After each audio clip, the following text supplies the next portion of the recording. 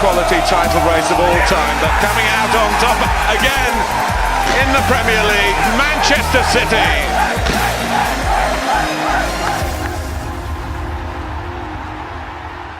Hello guys, how are you getting on? You're very welcome back to another episode of the Premier League Verdict today. My name is Aaron Kelly and we are finally into the first international break and the chance for teams to recuperate and kind of, I suppose, reflect on the opening month of the Premier League season. There's three games in particular I want to pay special attention to today, and as you probably will guess, one of them is Chelsea. We'll get on to them in a minute, but for now we are going to, I suppose, get a little bit of a roundup of the rest of the fixtures that I'm not going to really give too much detail to today. So Liverpool have a maximum 4 wins out of 4. They beat Burnley by 3-0 at Turf Moor. It was goals from Mane, Firmino and a deflected Alexander-Arnold cross, which went down as a Chris Wood OG, which gave Liverpool the 3 points in that one. West Ham got a win as well. They beat Norwich City by 2-0 thanks to goals from Sebastian Aller and Andrei Yarmolenko. Fabian Schär's goal for Newcastle just before half-time denied Watford their first win of the season. Watford took the lead after just 2 minutes thanks to Will Hughes, but it was all in vain in the end of St James's Park as Javi Gracia now only has 1 point from his opening 4 games. Definitely a man under pressure there. A team that's definitely not under pressure, Manchester City, they eased to another win. It was 4-0 over Brighton and Hove Albion at the Etihad Stadium. Sergio Aguero scored twice. Kevin De Bruyne was also on the score sheet, his first goal of the season. Bernardo Silva also scored coming off the bench to give City another win and keep them hot on Liverpool's trail. Leicester City are up to 3rd in the Premier League table after a 3-1 win over Bournemouth. Jamie Vardy's 12th minute goal was cancelled out by Callum Wilson, but it wasn't long then before Leicester were back in front thanks to Yuri Tielemans, and then Jamie Vardy got his second of the game and Leicester's third to make it safe with about 15 minutes to go. Speaking of teams being in the top 4 and, you know, questionable enough that they're there, Crystal Palace are up to 4th in the Premier League table. They beat Aston Villa by 1-0. It was Jordan Ayew against his former team in the 73rd minute. Villa did have a man sent off, but yeah, it's a decent return for Crystal Palace. 7 points from their opening 4 Premier League games. They'll be very, very happy with that indeed, I'm sure. It was a high-scoring affair at Goodison Park between Everton and Wolves. Everton threw a lead away twice in the game after Richarlison and Alex Iwobi's goals were both cancelled out at separate times. First by Roman Saiz and then by Raul Jimenez. For Everton, Richarlison's second of the game and Everton's third brilliant header from him with 10 minutes to play was enough to claim a big 3 points for Everton and move them up to 6th in the Premier League table. Now, moving on to the 3 games I want to pay special attention to today. We're going to start off with Manchester United's 1-1 draw with Southampton at St Mary's. A pretty poor display from Solskjaer's team, it's fair to say. They weren't at the races at all, and have the exact same record now as Chelsea, as Tottenham so far. And it's been a pretty underwhelming start to the season from United, especially, you know, after their opening day thumping of Chelsea. They did take the lead thanks to a brilliant goal from Daniel James, but Southampton came out a different beast in the second half. They really did. And it was Jan Vestergaard's powerful header which got a point for Southampton. You could see through Ralph Hasenhüttl's reaction at half-time, or at full-time rather, how much it meant to get a point at home against one of the so-called top 6. But United just weren't at the races at all in this game. Defensive frailties, not clinical enough going forward. They could have had the game really killed, but didn't. I think they're definitely going to regret, if they're not regretting already, they're definitely going to regret getting rid of someone like Romelu Lukaku, who scored again for Inter Milan last night. I think he's a proven goal scorer, and United will regret getting rid of him. I don't think Marcus Rashford or Anthony Martial is going to get you the kind of goals that Lukaku would have got you. Yes, his first touch was poor, and we slagged him a lot on this channel in particular, but at the end of the day, the stats are there. He gets goals, and I think United will certainly miss that.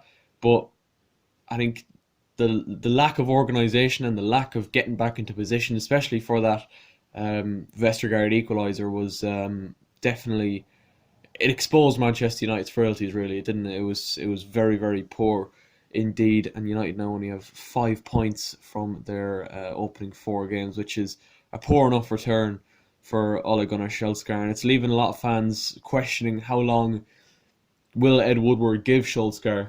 Is he going to give him another transfer window? Is he going to give him until the end of the season to prove his worth? It should be interesting, but yeah, there's definitely, obviously as well, I haven't mentioned, there's all this controversy about the penalties. There wasn't a penalty this time. Obviously, who's the penalty taker? Is it Rashford? Is it Pogba? It's hard to know. Lukaku scored a penalty last night for Inter Milan, so it's pretty ironic. But a lot of issues there for Manchester United to really, they need to sort it out as quick as possible. So moving on then to the North London derby, and it rarely disappoints, does it? It was Arsenal 2, Tottenham Hotspur 2 at the Emirates Stadium. Tottenham ran into a 2-goal lead thanks to a Christian Eriksen goal, following up on a mistake from Bernd Leno to give Tottenham the lead, and then just a moment of pure stupidity from none other than Granit Xhaka.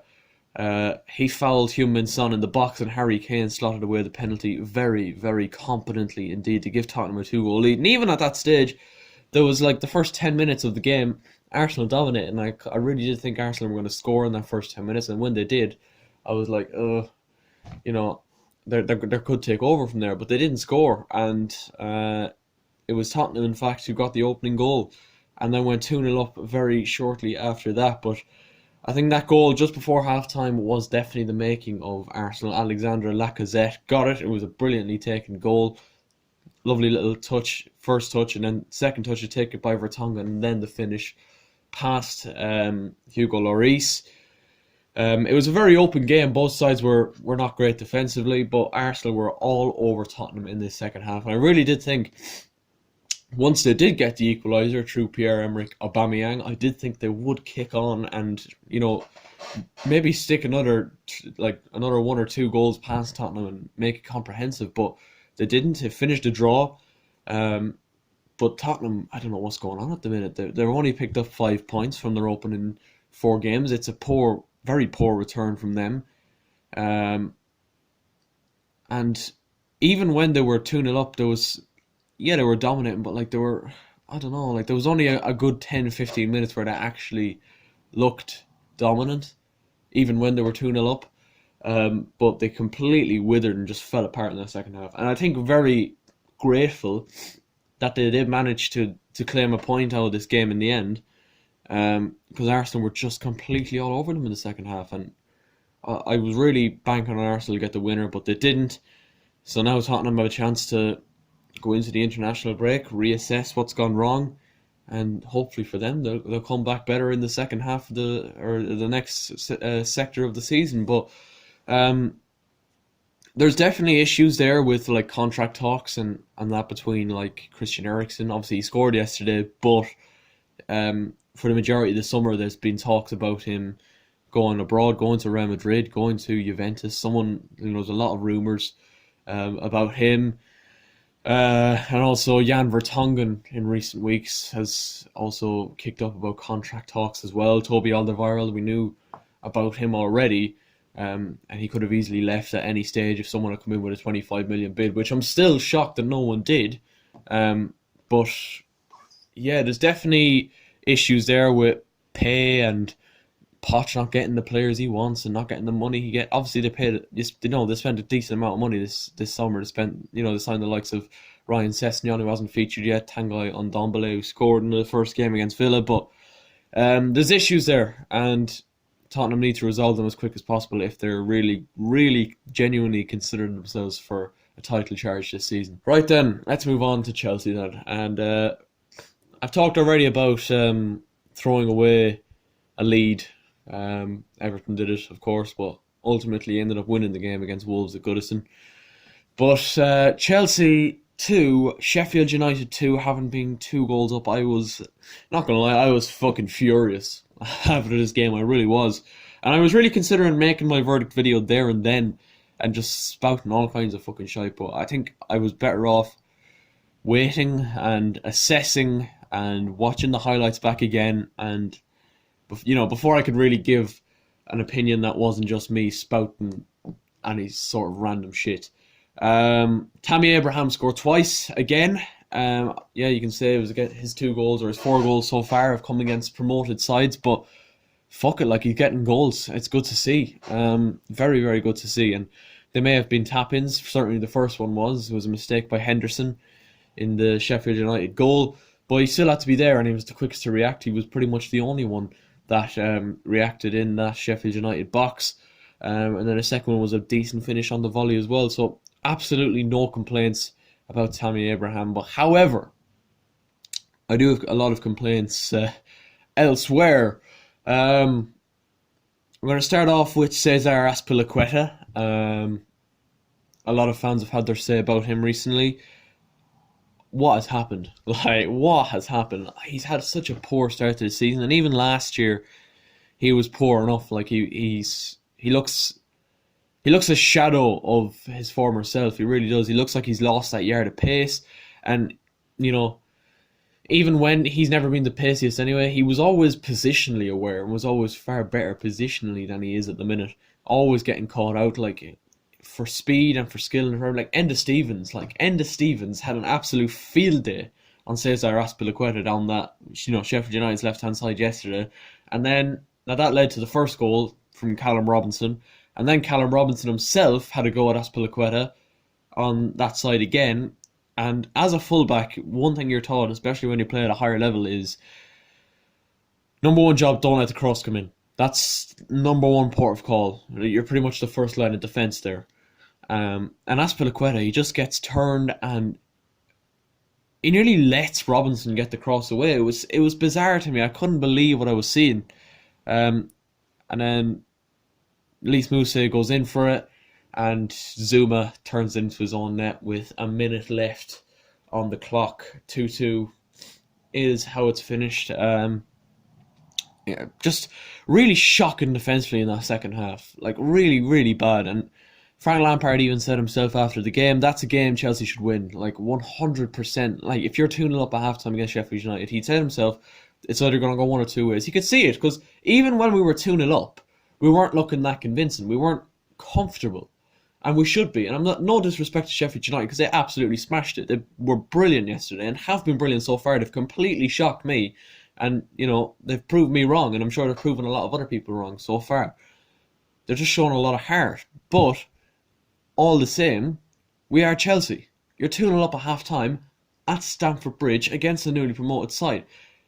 You should go out in that second half and say, right, let's get the third goal nice and early and put this team to bed. We didn't do that. We let Sheffield United back into the game, and ultimately we were punished. These defensive frailties need to be solved. We heard little updates from Frank at the end of the game yesterday on players that have been out: N'Golo Kante, Tony Rudiger, Ruben Loftus-Cheek. He's hoping all three of them may be back after the international break. In particular, Rudiger and Kante. He's not too sure about Loftus-Cheek. Hudson-Odoi is still out of the question as well. With his injury, but we need Tony Rudiger back in that back line for sure. Now, I have to say, I was quite impressed with Fikayo Tomori yesterday. He started at centre back alongside Kurt Zouma. Very comfortable looking on the ball, at times caught out positionally, but he's definitely one for the future. I was surprised. I thought Christensen may have been injured when I seen Tomori playing, but okay, fair enough. I heard he just wants to start Tomori, but why not drop Zouma? Christensen's actually done all right so far. Why not drop the player that's been actually shit so far? Also, he brought on 18-year-old Scotsman Billy Gilmore yesterday, which it was at a time where Chelsea were kind of under the cosh and under pressure, and it was just like, it was one of those, like, why bring him on? Why take the risk? Now, you can't really blame the young lad for anything that happened yesterday. He actually did show quite a few nice little touches here and there, but you can't really blame him for stuff like that. Now, I gotta have a little bit of a word about Christian Pulisic as well. He's, number one, not showing enough going forward so far. I've kept pretty quiet about him so far. But defensively, he needs to track back, especially when he's playing on the right and Azpilicueta is getting so badly exposed down that side. You see Mason Mount tracking back the other side to help Emerson out.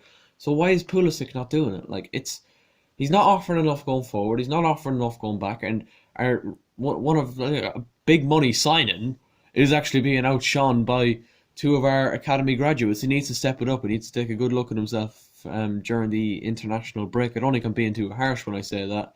Mateo Kovacic missed a really good chance as well. He's got to be more clinical in front of goal because he does make a lot of them runs charging forward from midfield. If I'd made the video directly after the game, I would have just kind of not given any reasons for anything. I would have just been spouting angry nonsense. So I think in this video I've been able to really break down properly what went wrong with Chelsea on Saturday without, being angry about it. Look, the only positive is it's going to take time. It is going to take time, and I'm aware of that. So I'm going to try not get too angry this season, because it's not like Solskjaer at Man United, where he's actually had time and he's had money and he's had a transfer window to actually bring in players. Frank hasn't even had a transfer window yet. So we need to keep patient with him, and so far I'm happy to report that Chelsea fans are keeping patient with Frank Lampard. It's just, I hope the board do as well. That's the main thing, and I think they will. I have faith in them, and I have faith in Lampard. I have faith that the process will come out on top in the end. But yeah, we face, I think it's Wolves next, first after the international break, then we have Liverpool after that, so that should be an interesting game. But similar to United, similar to Tottenham with Solskjaer and Pochettino, Lampard has to sit down now, start this international break, and assess the problems, and hopefully the injured cast that have been injured for a lot of the season so far can come back and make a difference. Let me know your thoughts in the comments section down below. Leave a like if you enjoyed, subscribe if you're new, and I'll catch you later.